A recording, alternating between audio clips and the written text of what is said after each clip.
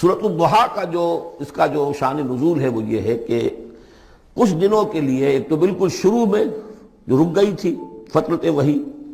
اس کے علاوہ پھر ایک موقع آیا ہے کہ کچھ عرصے کے لیے بہت دن گزر گئے حضرت جبرائیل نہیں آئے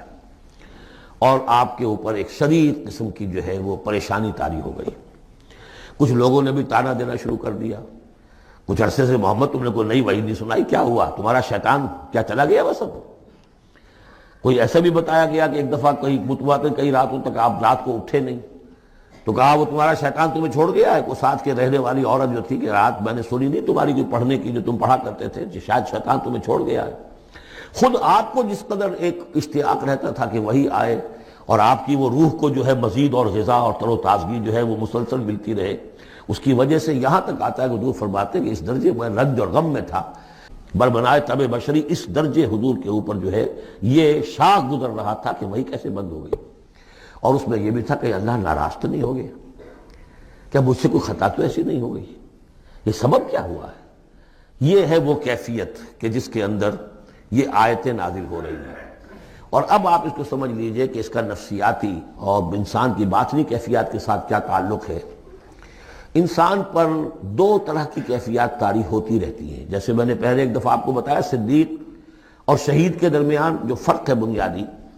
کہ کچھ بنیادی طور پر لوگ ایکسٹروورٹس ہوتے ہیں، کچھ بنیادی طور پر انٹروورٹس ہوتے ہیں۔ ایکسٹروورٹس کھیل کود بھاگ دوڑ، لوگوں سے ملنا جلنا، گفتگو ہے، اسے دھکا دے دیا، اس سے مذاق کر لیا، اسی میں وہ خوش رہتے ہیں، بڑے مگن رہتے ہیں، تنہائی انہیں کاٹ کھانے کو دوڑتی ہے۔ اور ایک انٹروورٹس ہوتے ہیں کہ وہ مجلس وغیرہ کو نہیں ہوتے، اپنے تنہائی میں کہیں بیٹھے ہیں، غور و فکر کر رہے ہیں، سوچ بچار کر رہے ہیں۔ اوپر آلٹرنیٹلی کچھ کیفیات آتی ہیں جس کو ہم کہتے ہیں میرا موڈ آف ہے، ایک طرح کا قبض سا ہو جاتا ہے طبیعت میں بندش سی ہوتی ہے، کسی وقت اسی شخص کے اندر پھر انشراح سا ہو جاتا ہے، پھر ہنسنے بولنے کو جی چاہتا ہے، گفتگو کرنے کو جی چاہتا ہے۔ تو یہ کیفیت جب انسان کی روحانی زندگی سے متعلق ہو جائے تو اس کو پھر صوفیہ نے نام دیا قبض اور بسط۔ کبھی طبیعت میں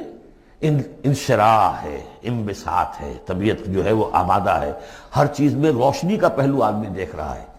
ہر چیز کے اندر آپ کو معلوم ہے ایک تاریک رخ بھی ہوتا ہے کسی معاملے کا اور روشن رخ بھی ہوتا ہے، اس وقت انسان روشن رخ کو دیکھتا ہے۔ اور ایک وقت میں آتا ہے کہ طبیعت میں بندش سی لگ گئی ہے، جیسے اندر کوئی پکڑ لیا کسی نے، اب طبیعت جو ہے وہ بھی اپنے اندر وہ انقباض محسوس کر رہی ہے، اور پھر آدمی پیسیمسٹک ہو جاتا ہے،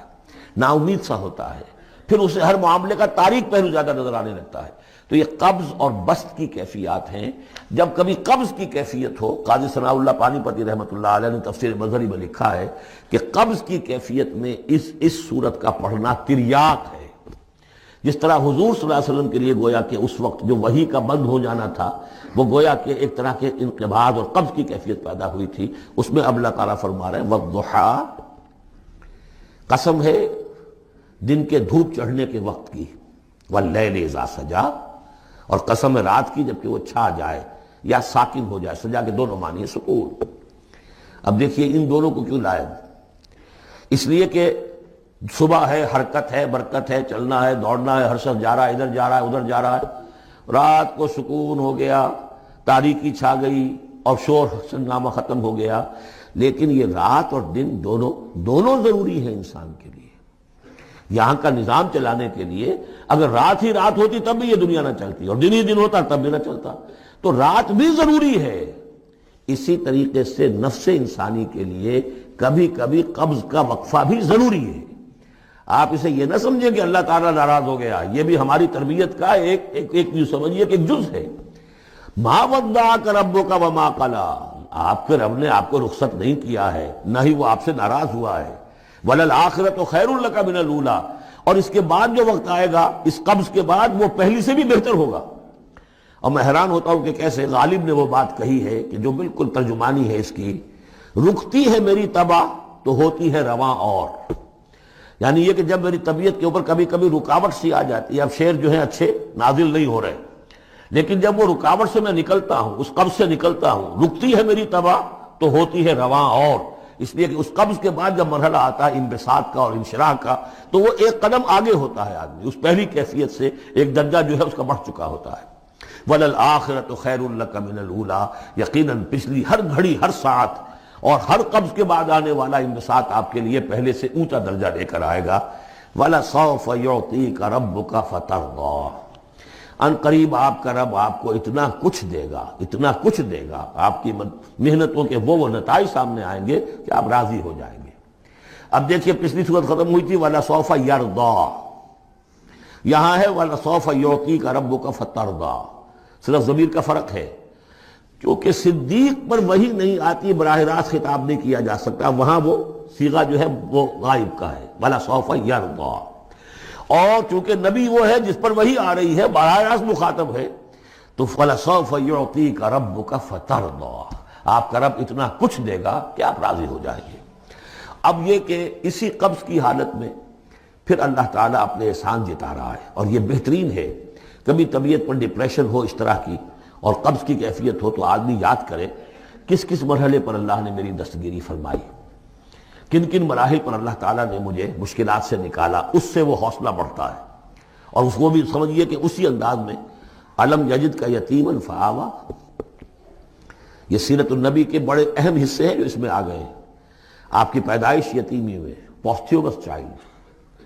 باپ تو پہلے ہی فوت ہو چکا ہے، 6 سال کی عمر میں والدہ گئی، 8 سال کی عمر میں دادا گئے، اور وہ یعنی جو آپ نے دیکھا ہے ابتدائی زمانہ زندگی کا تو وہ یتیمی کا۔ علم یجد کا یتیمن فآوا، کیا اس نے اے محمد آپ کو نہ پایا کہ آپ یتیم تھے، پھر پناہ دی، آپ کے لیے بندوبست کیا، دادا کے دل میں جو شفقت ڈالی، پھر آپ کے تایا زبیر کے دل میں جو شفقت ڈالی۔ عبد المطلب کے بعد فوراً ابو طالب کا نام آتا ہے، حالانکہ یہ غلط ہے تاریخی اعتبار سے۔ عبد المطلب کے بعد کافی عرصے تک زبیر جو آپ کے تایا تھے وہ سرپرست تھے، پھر ان کے انتقال کے بعد ابو طالب کا معاملہ آیا، لیکن ان کو بیچ میں سے غائب کر دیا گیا ہے۔ بہرحال اللہ تعالیٰ جو بھی کسی کے دل میں ڈالتا ہے، آخر ابو طالب کے دل میں محبت ڈالی تو کس نے ڈالی؟ وہ ہم پڑھ چکے ہیں سورہ طٰہٰ میں، وَأَلْقَيْتُ عَلَيْكَ مَحَبَّةً مِّنِّي، حضرت موسیٰ علیہ السلام کی موہنی صورت کے اوپر اللہ تعالیٰ فرماتے ہیں ہم نے اپنی محبت کا پرتو ڈال دیا کہ تمہیں دیکھنے کے بعد وہ قتل کرنے کے ارادے سے باز رہ گئے، ان کے ہاتھ شل ہو گئے، ایسی موہنی صورت، اسے قتل کرنے۔ وَأَلْقَيْتُ عَلَيْكَ مَحَبَّةً مِّنِّي وَلِتُصْنَعَ عَلَىٰ عَيْنِي، یہ ہوا ہے۔ تو فرمایا علم یجد کا یتیمن فآوا ووجدک ضالا فہدا، اور پھر جب آپ شعور کی پختگی کو پہنچے اور غور و فکر کا مرحلہ آیا، حقائق میں انسان کو سوچ بچار کا مرحلہ آیا، اور آپ کو دیکھا کہ آپ تلاش حقیقت میں سرگرداں ہیں، تو ہدایت دی۔ وہ آگے آ جائے گا، بہت قریب پہنچ گئے ہم، اقرا بسم ربک الذی خلق، وہ مرحلہ جب آئے گا۔ وَوَجَدَكَ عَائِلًا فَأَغْنَىٰ، اور پایا آپ کو تنگ دست تو غنی کر دیا۔ کس طرح سے راستہ پیدا کیا ہے خدیجہ الکبریٰ رضی اللہ تعالی عنہا نے، جو بھی ان کے آپ کے محاسن دیکھے کتنی گرویدہ ہوئی ہیں۔ بڑے بڑے سردار قریش کے جو ہے ان سے نکاح کے خواہش مند تھے، انہوں نے خود جو ہے اپنی لونی کے ذریعے سے پیغام دیا ہے حضور کو۔ تو یہ ساری چیزیں جو ہے ان کی ساری دولت جو ہے وہ پوری کی پوری انہوں نے لا کر حضور کے قدموں میں ڈال دی ہے۔ وَوَجَدَكَ عَائِلًا فَأَغْنَىٰ فَأَمَّا الْيَتِيمَ فَلَا تَقْهَرْ، تو اے نبی تقاضے ان تینوں چیزوں کے کیا ہیں؟ ہم نے آپ کو یتیم پایا، پناہ دی، اب آپ بھی یتیم کے سرپرستی کیجئے، کسی یتیم کو اس کے اوپر کوئی جبر نہ ہو، سختی نہ ہو۔ وَأَمَّا السَّائِلَ فَلَا تَنْهَرْ، اور آپ جبکہ تلاش حقیقت میں سرگرداں تھے تو ہم نے آپ کو ہدایت دی، اسی طریقے سے اب آپ کو بھی کوئی شخص سائل بن کر آپ کے پاس آئے سوال کرے، اسے جھڑکنا نہیں ہے۔ اسے جو بھی سائل دونوں طرح کے ہوتے، سوال کرنے والا کوئی علمی سوال اور سوال کرنے والا کوئی مالی مدد کے لیے۔ وَأَمَّا بِنِعْمَةِ رَبِّكَ فَحَدِّثْ، اور جو ہدایت تمہیں دی ہے ہم نے اب اسے عام کرو، یہ نعمت ہے، آپ کے رب کا انعام ہے، یہ ہدایت جو آپ کو عطا ہوئی ہے اس کو بیان کرو۔ اس کے بیان کرنے میں یہ بھی ہے کہ اللہ کے انعامات کا چرچا انسان کرے اس کا شکر ادا کرنے کے لیے، اور یہ بھی ہے کہ اس کو پھیلائے اور عام کرے۔